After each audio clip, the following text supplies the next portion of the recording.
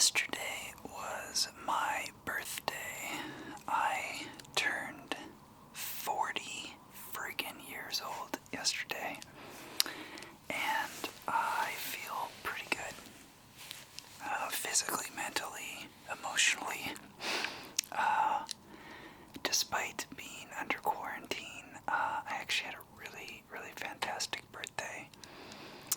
I spent probably 4 hours on the phone with friends and family, at least 4 hours, which was really nice. Great catch up with a lot of people that I love, and had a really great dinner as well. And I did have to work, unfortunately. I kind of have to work every day with my job, but it was a really cool ending to the day because a bunch of my friends and family surprised me with a Zoom call, and there was like 25 people on one call, and I had no idea that any of it was planned in advance, and they did this awesome compilation video for me. It was the sweetest, coolest thing I could have ever asked for a birthday, and I'm feeling incredibly grateful for everyone in my life, for all of them coordinating and putting it together. It was pretty special. So my cup is overflowing right now with love, and I'm feeling amazing. So I can't believe I'm 40. So by the time you're seeing this video, it will be a couple of days past my birthday, because I didn't want to record this on my birthday, because I figured it would probably be interrupted by a phone call, and I was pretty right. My phone was ringing all day yesterday, so feeling blessed, and I don't really feel much different than every day is in quarantine. Every day kind of is just the same, or at least it feels that way. And I had a great day. It was awesome. So that was yesterday. By the time you guys are seeing this, it's probably a couple of days after my birthday, because I gotta find some time to edit. I wanted to film this before the weekend too, because I'm going to experiment with cutting my own hair this week, or this weekend, and I don't think that I've done this.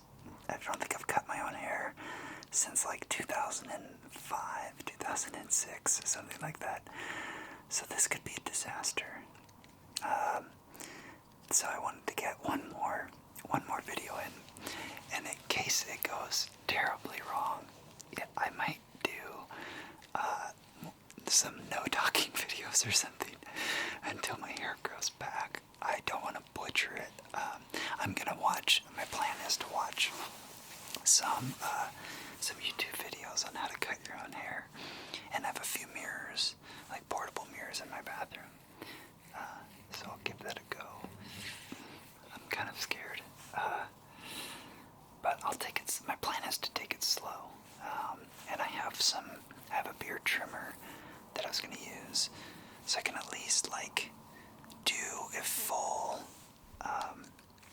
like not a buzz cut, but like a longer, maybe like an inch. Like I could do all the way around, and then try to trim the sides and the back. I don't know how I'm gonna do the back.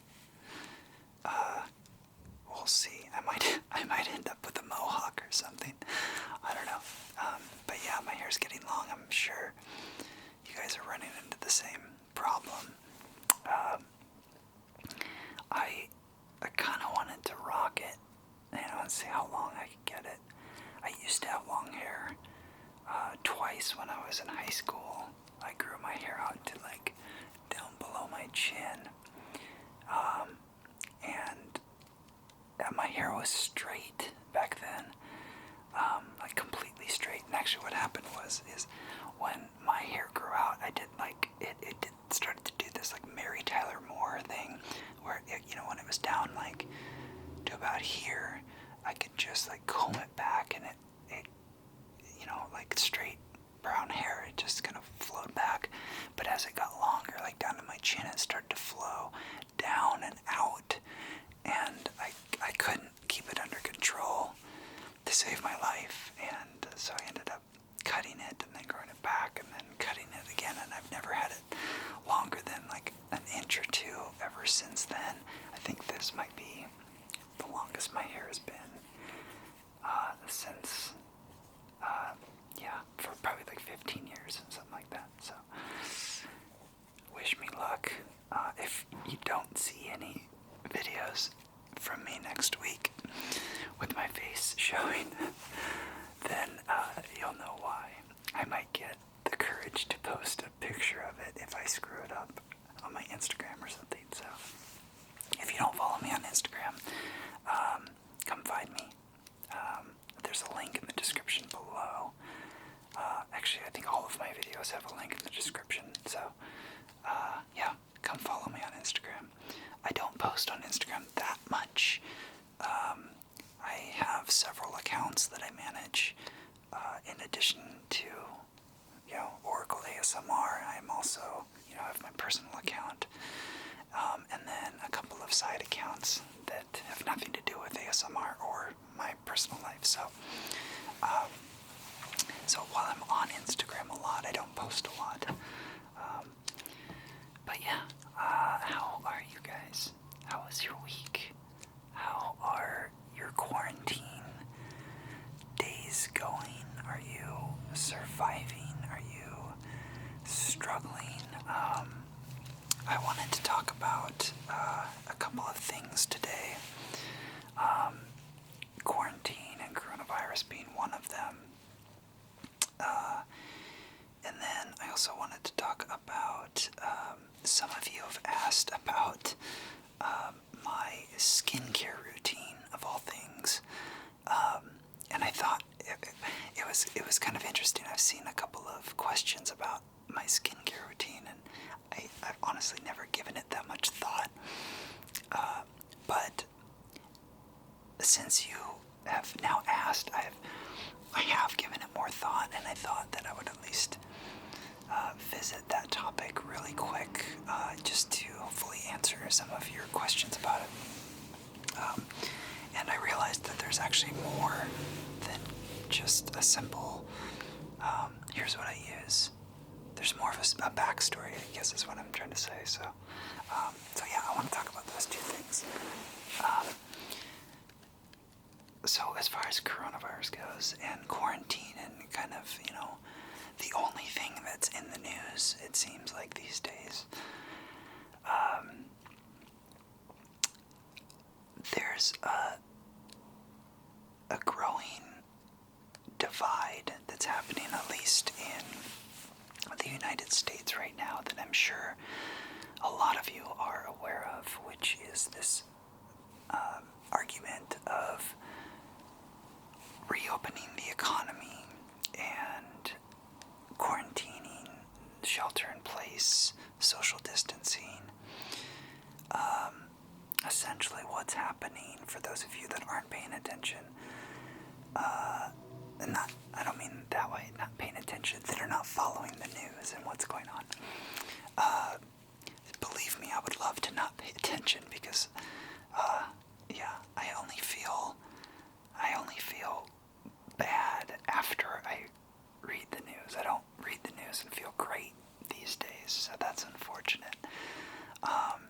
And news tends to be bad news, or at least news articles and what's on TV. It's just kind of like a doomsday every day kind of mentality. But that's what is good for ratings, right? So, so for those of you that haven't been following the news, there is this ongoing debate in the U.S. I don't know what other countries are experiencing right now, but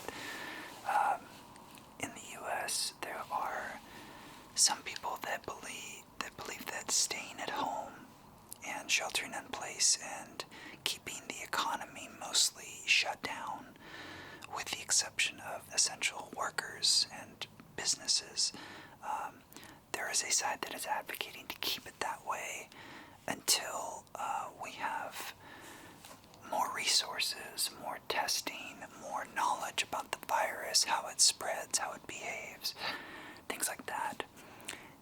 And then there is another group of people on the other side that are saying that we need to open up the economy sooner rather than later, because the longer that we keep it closed, the worse things could get simply by keeping it closed. And their argument is that keeping the economy closed for too long could actually be worse than the pandemic itself.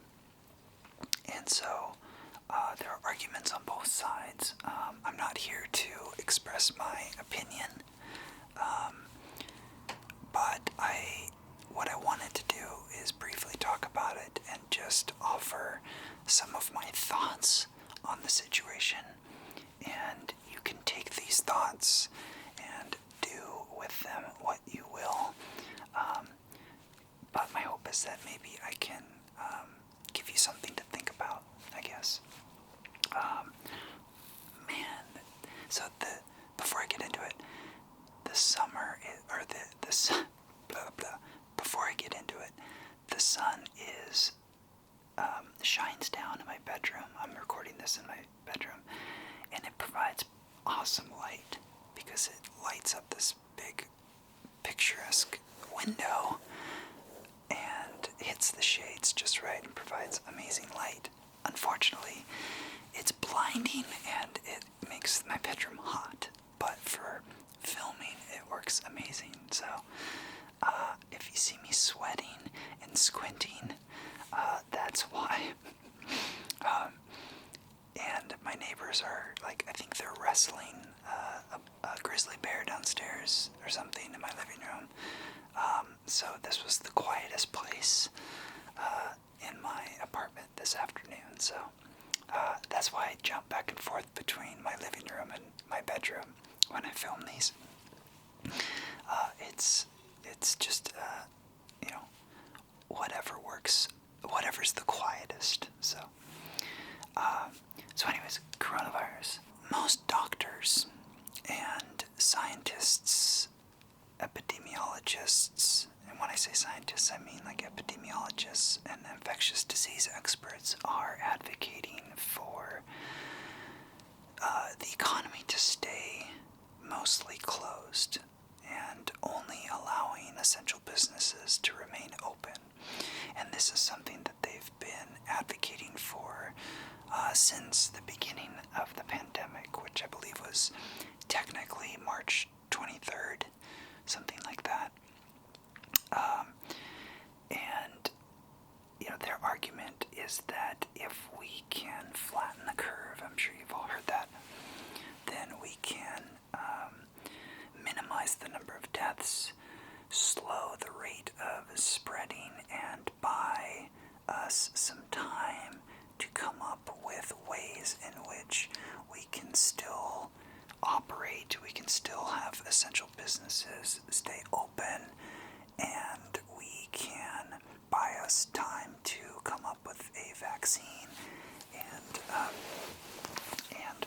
kind of formulate a plan, get us more protective equipment, get us more ventilators made, and gain more knowledge about the virus itself.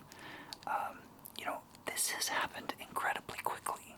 We're only in May, you guys, and over 76,000 people in the U.S. have died alone in the U.S. I think there's over 200,000, even more, to date, and it's only been a couple of months. So those are scary big numbers. And time is of the essence. The experts say that a vaccine is a long ways away and it takes a long time. And obviously a vaccine is the ideal situation. But if we open up too early before the virus has had a chance to really kind of be minimized in terms of the number of people and the number of new cases that we get, the number of deaths that we get. And that's what they talk about, flattening the curve, and we've hit sort of a peak, but overall there's some states that are kind of flat, like the number of new cases every day has been pretty flat, which means that it's spreading not so quickly that the number of daily cases is rising, but it's spreading fast enough where the number of daily cases is not going down. So while we've flattened the curve, it's more just like a straightening of the curve. It's not really going down that much in some areas of the U.S. And this, by the way, this is as of today. I'm filming this on May 8th. So, of course, things are changing daily, and new information is coming out almost daily about what we know about the virus and what we know about how it can be spread, and how long it lasts on surfaces and things like that. I think some of that information we know. Scientists still don't know whether or not, if you have contracted the virus before, let's say you got it, you got sick, and then you recovered, we still don't know if you are able to catch it again, and if you get the same symptoms and how severe they are. There are initial findings. I think it was South Korea that had a situation where people were getting the virus and again, a second time, testing positive for it after having had it, testing positive, then testing negative after they recovered, and then getting it again and testing positive for it, and then showing symptoms. That has happened, and they've had findings in South Korea where that happens. Now, the symptoms, the second round, was not nearly as severe. But what they're trying to figure out now is, if you have it and you create antibodies and you recover and you get it again, are you contagious? And that question alone has huge implications to the answer, because if the answer is no, that's fantastic, which means that herd immunity can be achieved much faster. And then, we can start to reopen parts of the economy based on who has had it and who hasn't.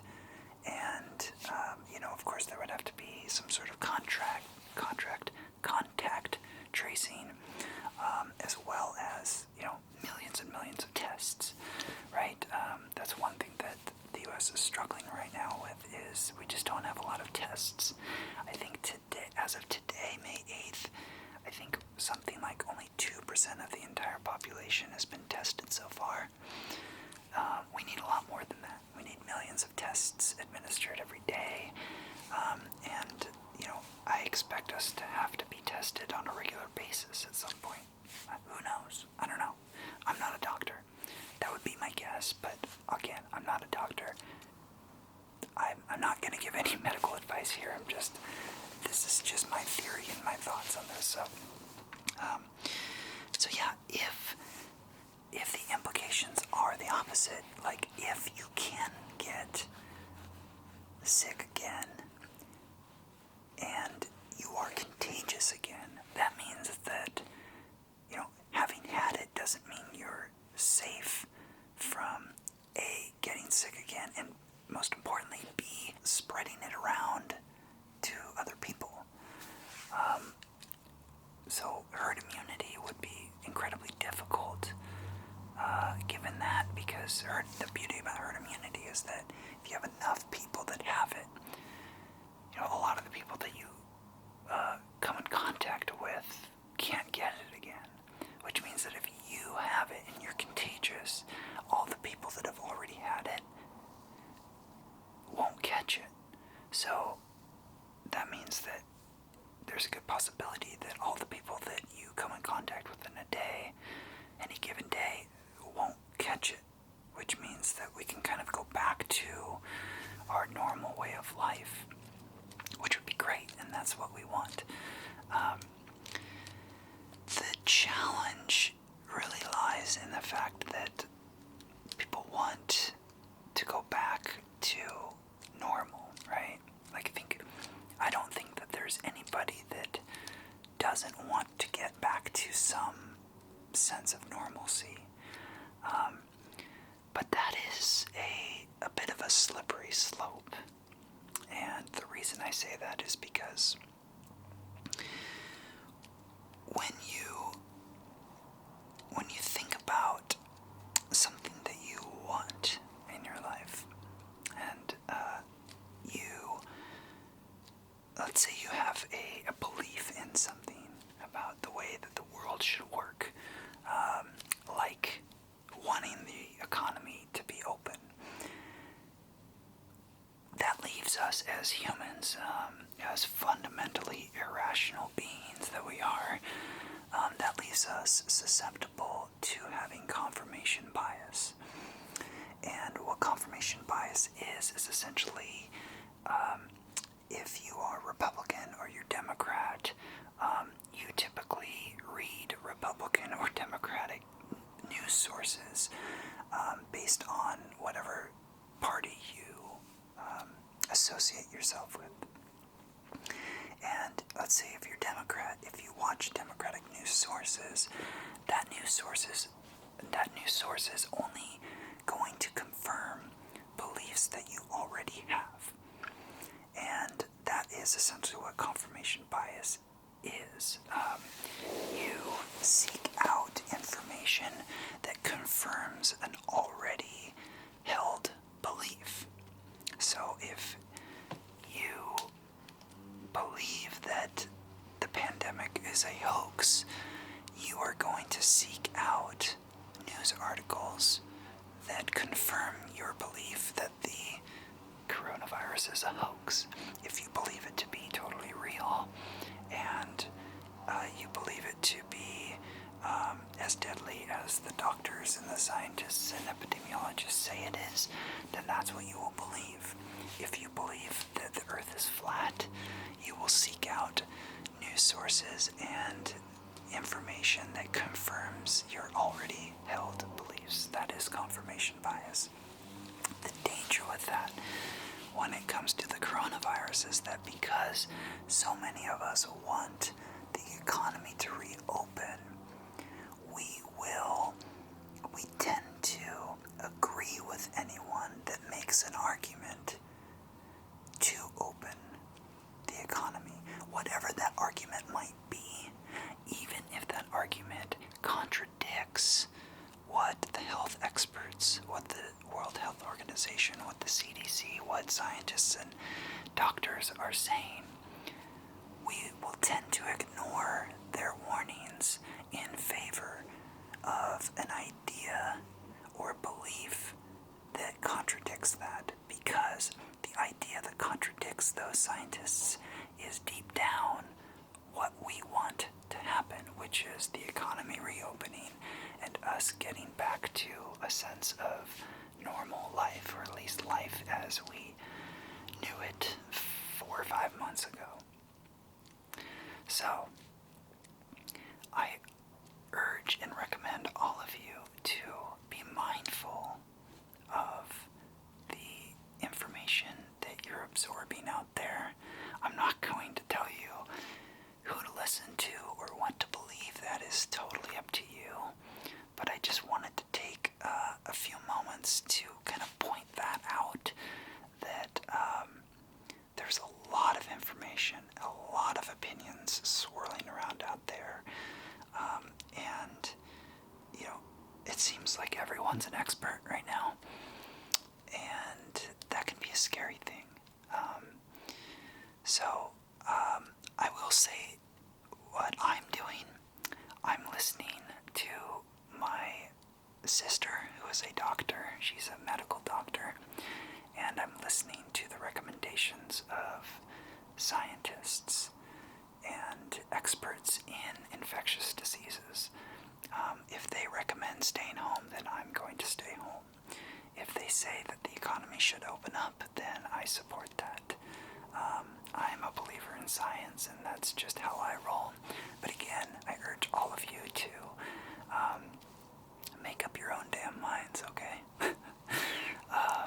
We're all in this together, and we all want very similar outcomes, which is the least number of deaths, and we want the economy to be reopened as quickly as possible. So let's do both. Let's figure out a way to do both. My skincare routine. I really hope you guys don't. I hope this isn't disappointing. I don't think about my skincare routine hardly ever. But since you guys asked, I thought I'd share. I have a long history of acne in my earlier life in high school. Like a lot of high schoolers going through puberty, I had acne. I had a bunch of like on either cheek, like right here in this area. I'm playing with this little, by the way, I'm playing with this little suction cup thing I bought in Brazil. It's made for like a cell phone, so you can like stick it on a. I bought it for my cell phone to watch movies and YouTube videos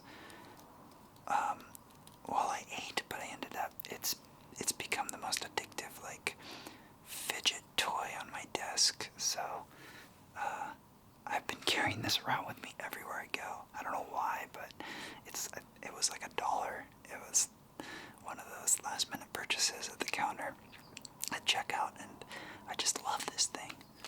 It's great. Anyways, when I was going through puberty, I had acne on my cheeks, on either side of my cheeks, pretty bad, and then I would get random breakouts all over my face, and when I became an adult and into my 20s, it just continued. It wasn't as severe as when I was a teenager, but all throughout my 20s and into my early 30s, I had acne almost all the time. And it eventually got to a point where I didn't go a week without a major blemish on my face, and it was starting to drive me crazy. And I tried every sort of face wash and exfoliating, like chemical peel, whatever. Short of going to an esthetician. I think it's esthetician, is that right? I tried anything and everything that I could possibly find, and nothing seemed to work. And eventually it got to a point where my face would peel every 3 weeks, roughly every 3 weeks. And every day my face would, by the end of the day, it was just super oily, like really oily. And I think what was happening was that and my dermatologist kind of sort of confirmed this as a high likelihood, was that the oil glands in my face were overproducing because I had rosacea, and I had rosacea on my cheeks and on my forehead, and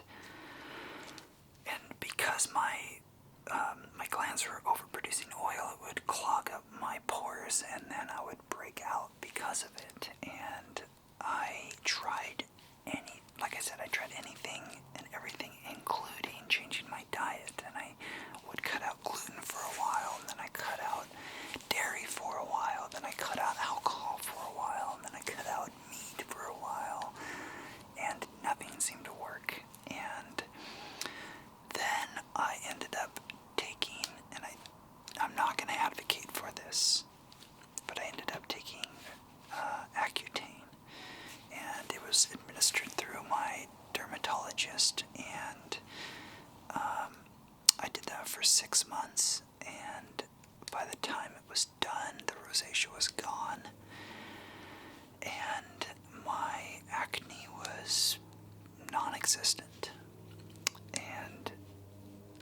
was it. I think that was the solution, and it worked for me. But I cannot stress this enough. It has crazy side effects, guys, and the side effects are pretty freaking bad. First of all, if you're a man, then you are kind of in a better position because Accutane, and correct me if I'm wrong, I might screw this up, do some research online, you can read about it, but I believe that it does some crazy stuff with women's reproductive organs, or essentially, like, you had to sign this document that said you will not get pregnant, essentially releasing any and all liability to the maker of Accutane, because it can kill fetuses and it can do some pretty serious damage. If you're a female, I don't remember anything nearly as bad of side effects for men when it comes to reproductive, when it comes to the reproductive system, but I could be wrong. Again, do your own research, please. Don't take my word for it. I'm just telling you my story. Let's see, the other thing was, so you take it, and I think it was a 6-month program, and this was probably like 4 or 5 years ago, so my memory is not the best. One thing I do remember is that my lips were chapped so badly for all 6 months. I mean, I must have put chapstick on like every 20 to 30 minutes, all day, every day. That shit is real, man. I couldn't, I was so close to stopping the medication simply for that reason. Like, my lips would split on the sides all the time, so I'd have like an open sore on my lip because my lips were so dry. What it does is it dries your face out and your skin so much. They don't recommend you be in any sunlight whatsoever. My skin was like crazy tight. My forehead was like a mirror. It was like stretched to the max is what it felt like. Of course, I had glowing skin when I was on it because there wasn't a single blemish, not anything, which, you know, if the side effects weren't so bad, that would be a good thing, but yeah, it can do some damage. I think that looking back, I was fortunate to have taken it and only got the mild side effect symptoms. Side effect symptoms, is that a thing? I don't know. But yeah, if the side effects were pretty brutal. I mean, for a medication that, like that, I just, yeah, it's kind of scary. So, but the end result was exactly what I wanted. I wanted the rosacea to go away. And it did, and that's great. It's not effective for everybody. You know, there are some people that take it that doesn't get rid of their rosacea. So, yeah, if you're interested, talk to your doctor. I'm not advocating for it. Just telling you my story. I wash my face whenever I shower, which is pretty much every day. And then I use CeraVe face wash, and I use CeraVe lotion. Just stuff you can buy at Walgreens or CVS, I'm sure. It's just off-the-shelf stuff. That's it, guys. I never exfoliate. I don't do any peels or masks or anything like that. It's just face wash and moisturizer. So, yeah,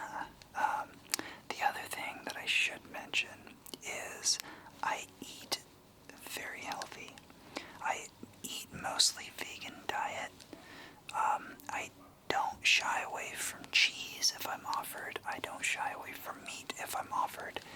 But when I go shopping at the grocery store, I buy mostly vegan. And yeah, so my meat intake is very small. I would probably say I eat meat once or twice a week total. I don't know if that has anything to do with it. There are definitely times when I eat a lot of meat in a week.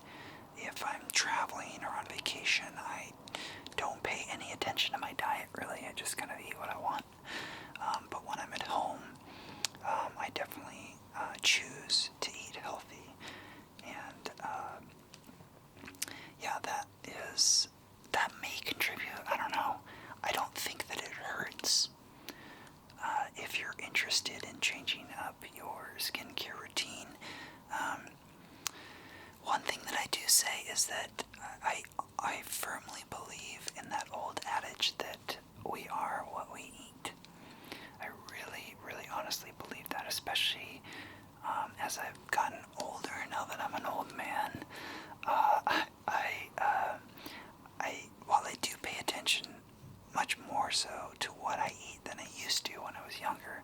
I remember I could eat like 7 cheeseburgers in one sitting and feel totally fine the next day, right? And now I have like a bowl of ice cream and I'm like, oh my stomach feels so full, or like I'm bloated, or like, I don't know, maybe I'm more in tune with my body, or maybe my body is less okay with me eating crap food. And but yeah, as I get older, I've just been more health conscious in general. So and that was actually, I used to buy meat and eat meat a lot. Like I used to have chicken for lunch and for dinner like 5 to 6 days a week. And I'd have a protein shake with protein powder in the morning. If I'm lifting a lot, I used to eat a lot of chicken, but now I've since transitioned over to eating mostly vegan. And honestly, with the right spices and the right sauce and flavor additions, eating vegan is in some ways better. I'm not one of those people that's like, you need to go vegan. I'm not gonna like come down on anyone. I firmly believe that everybody has their own right to choose however they want to live their life, and whatever you want to put in your body is your choice. But I'm not going to sit here and tell you that veganism is the only way of life. I am not a vegan. I eat meat. I love meat. Bacon is amazing. Steak is really good. Cheese, I love cheese. It's one of my favorite foods. I love ice cream. I'm not going to stop eating any of those things. But I just have chosen to personally really cut back my intake of all those things. And it has nothing to do with the environment. It has nothing to do with animal rights.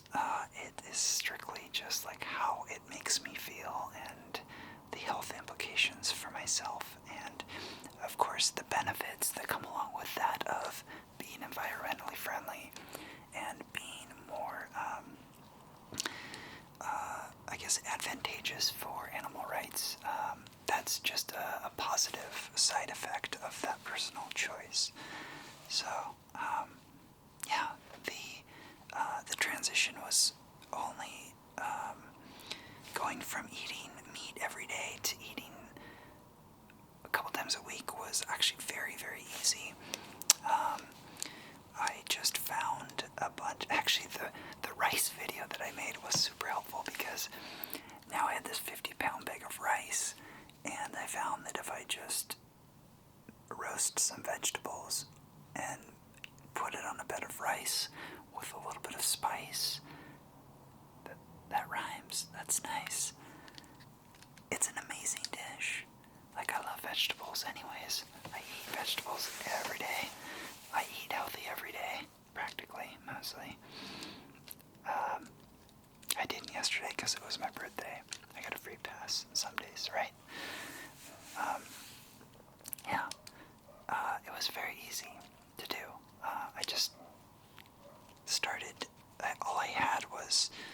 all I needed was 3 to 4 really solid recipes that I could make in bulk. Make like, do meal prep for the week and make like 6 things of, like 6 lunches for the week, and 6 dinners for the week, or 7 dinners for the week, and I was set. And then I'll like,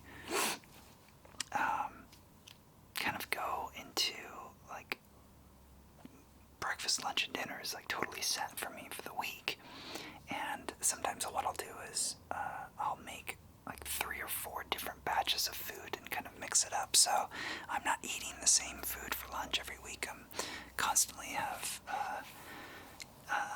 changing it up, and I have some variety. So yeah, I realize that's not for everybody, but that's just how I roll, and it works for me. So yeah, I think that's about it as far as my skincare routine. I was trying to think. I don't think that there's anything else. But yeah, Accutane was successful for me. But again, talk to your doctor. Your doctor knows best when it comes to your skincare. A dermatologist will be able to provide you with the best information and best advice. So, that being said, I think I'm going to sign off for now. I've got a crazy, crazy busy week next week with a ton of work. I am traveling again. I'm going to see about bringing my gear with me so I can film for you guys. I'm still working on my video with music. I've been running into a few issues with the composition that I'm working on. It's just not turning out the way that I envisioned, so I'm kind of having to go back to the drawing board, but I'm hoping to make some progress on it this weekend, and hopefully I'll be that much closer to releasing it, and I'm really excited about it. It's gonna be hopefully pretty cool. So yeah, thank you so much for tuning in. Thank you for watching, and I hope all of you have an amazing week next week. Keep your chin up, keep your masks on, and try to make some phone calls and reach out, and don't be a stranger to your friends and family, and yeah, make a connection. I think it's important right now. So yeah, take care. I will see you guys soon. Alright, bye.